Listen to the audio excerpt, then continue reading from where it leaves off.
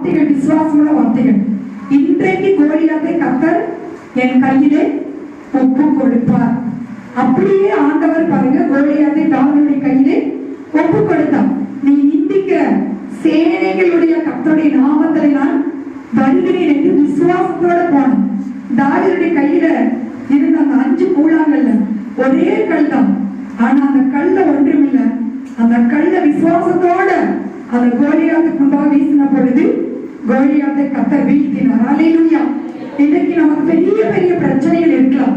ஆனா நம்ம பேசுற வார்த்தைகளை பரலோகம் கவனித்துக் கொண்டிருக்கு. இயேசு கவனித்துக் கொண்டிருக்கிறோம்.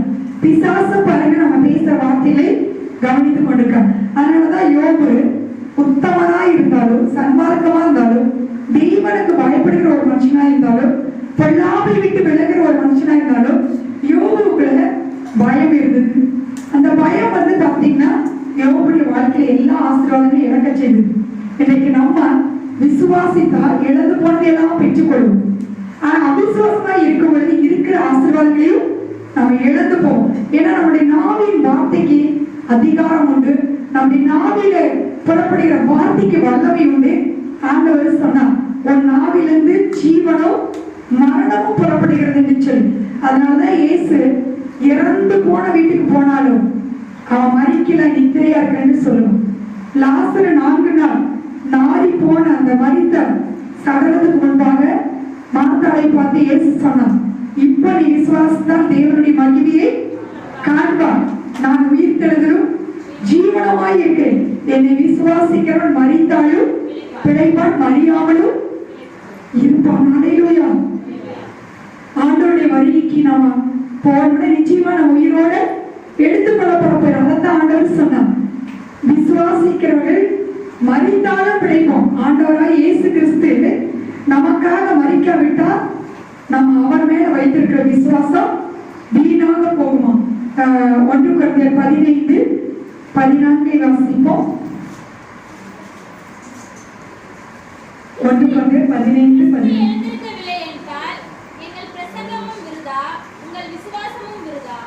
போதும். கிறிஸ்து எழுந்திருக்காவிட்டால் எங்களுடைய பிரசங்கமும் விருதா, எங்களுடைய விசுவாசம் விருதா. அப்ப பாருங்க, நம்ம யாரை ஆராதித்துக் கொண்டிருக்கிறோம்? மரித்து போன தெய்வன் அல்ல, இயேசுவை அல்ல. மரித்து 3ஆம் நாள் உயிரோடு எழுந்த உயிருள்ளவரை நாம் ஆராதித்துக் கொண்டிருக்கிறோம். கிறிஸ்து மாத்திரை எழுந்திருக்கலினா நம்ம அவர் மேல வச்சிருக்கிற விசுவாசம் அது பயனில்லாதது என்று பவுல் சொல்லுகிறார். அது ஒன்றுக்குமே பிரயோஜனம் இல்லை என்று சொல்லி. அதனாலதான் பாருங்க, அவர் நம்முடைய பாவங்களுக்காக ஒப்பு கொடுக்கப்பட்டார். நாம் நீதிமான்களாக்கப்படுவதற்காக உயிரோடு எழுந்தார். ரோமர் 5:1 வாசிக்கிறோம், நாம் விசுவாசத்தினாலே நீதிமான்களாக்கப்பட்டிருக்கிறபடியாலே அவரிடத்திலே சமாதானத்தை பெற்றிருக்கிறோம். அல்லேலூயா. இயேசு எழுந்திருக்கவில்லை என்றால் நம்மளுடைய விசுவாசம் ஒன்றுமில்லாமல் போயிடும். இயேசு உயிர் தெழுந்ததுனாலதான் நாம் அவர் மேல் வைத்திருக்கிற அந்த விசுவாசம் பலனுள்ளதாய் இருக்கிறது. அது அற்புதமானதாய் இருக்கிறது. ரோமர் 10 வாசிக்கிறோம், அவரை மரித்தோரிலிருந்து தேவன் உயிரோடு எழுப்பினார் என்று நாம் விசுவாசத்தபடினால் நாம் ரட்சிப்பை பெற்றிருக்கிறோம். அல்லேலூயா. இது நம்மால் உண்டானதல்ல, இது தேவனுடைய ஈவு. அவருடைய கிருபையினாலதான் இந்த விசுவாசம் நமக்குள்ள வந்தது. அல்லேலூயா. அவர் நம்ம மேல வைத்த அந்த கிருபை அவரை விசுவாசிக்க வைத்தது. அந்த விசுவாசத்தினாலதான் நம்ம ரட்சிக்கப்பட்டோம். மரித்தாலும் நம்ம உயிரோடு எழுவோம். அதனாலதான் பாருங்க, நம்ம மரித்து போனவர்களை குறித்து துக்கம் அடைந்திருக்கவில்லை. வேதத்துல நாம் பார்க்கும்போது, மற்றவர்களை போல நீங்க துக்கித்து அழ வேண்டாம், கிறிஸ்து எழுந்தது போலவே மரித்தவர்கள், கிறிஸ்துவுக்குள்ளே மரித்தவர்களும் உயிரோடு எழுந்திருப்பார்கள். உயிரோடு இருக்கிற நாமும் அருள்வோப்படவும் என்று வேதத்திலே பார்க்கிறோம். இந்த வார்த்தைகளினால ஒருவரை ஒருவர் தேற்ற வேண்டும். அதனாலதான் மரணத்தை கூரை அவர் ஒடித்தார், பாதாளத்தை அவர் வென்றார், எல்லாவற்றையும் அவர் வென்று உயிர் தெழுந்தார். அல்லேலூயா. இயேசு கிறிஸ்து சிலுவையிலே பிசாசுடைய எல்லா கிரிகளை அழித்தார். துரைத்தனங்கள், வல்லமைகள், அதிகாரங்கள் எல்லாவற்றையும் உரிந்து கொண்டு அவர் சிலுவையின் மேல் வெற்றி சிறந்தார். நாமும் கிறிஸ்துவுக்குள்ளே எல்லாவற்றிலும் வெற்றி சிறக்க கர்த்தர் நம்மை வைத்திருக்கிறார். அல்லேலூயா. நம்ம தோல்வியானவர்கள் அல்ல. நாம் தேவனிடத்தில் விசுவாசம் வைத்திருக்கும் பொழுது நாம வெட்கப்பட்டு போக ஆண்டவர் விடவே மாட்டார். எத்தனை போராட்டங்களை நாம் ஜெயித்திருக்கிறோம். விசுவாசத்தோடு நாம் ஜெபித்த ஒவ்வொரு ஜெபத்துக்கு ஆண்டவர் பதில் கொடுத்து நம்முடைய வாழ்க்கையை மாற்றி இருக்கிறோம். நம்முடைய வாழ்க்கையில இயற்கைக்கு அப்பாற்பட்ட அதிசயங்களை ஆண்டவர் செய்திருக்கிறார். எத்தனையோ தேவையான நேரத்தில் மனிதரிடத்திலே போய் நின்ற போது நமக்கு வாசல்கள் அடைக்கப்பட்டது. ஆனால் கர்த்தர் நம் தேவைகளை சந்தித்தார். எவ்வளவு பெரிய தேவையான ஆண்டவர் நமக்கு உதவி செஞ்சு நம்மை நடத்தி கொண்டிருக்கிறார். அல்லேலூயா.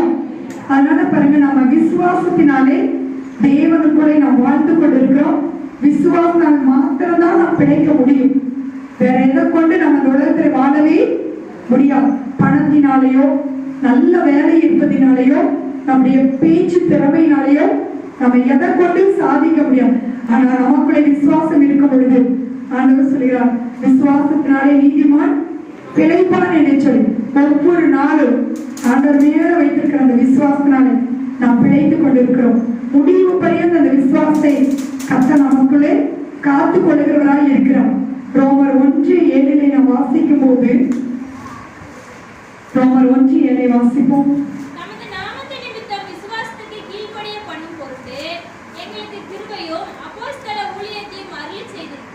நமக்குள்ள கொடுத்த அந்த விசுவாசம் விலையேற பெற்றது.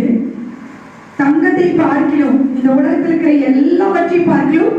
ஆண்டவரிடத்திலே நம்ம பெற்றுக்கொண்ட அந்த விசுவாசம் விலையேறப்பட்டது.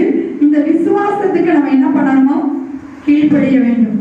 தேவனுடைய வார்த்தைகளுக்கு நாம கீழ்ப்படிய வேண்டும். ரோமர் 10:11 வாசிக்கிறோம், விசுவாசம் கேள்வினாலே வரும், கேள்வி தேவனுடைய வசனத்தினாலே வரும்.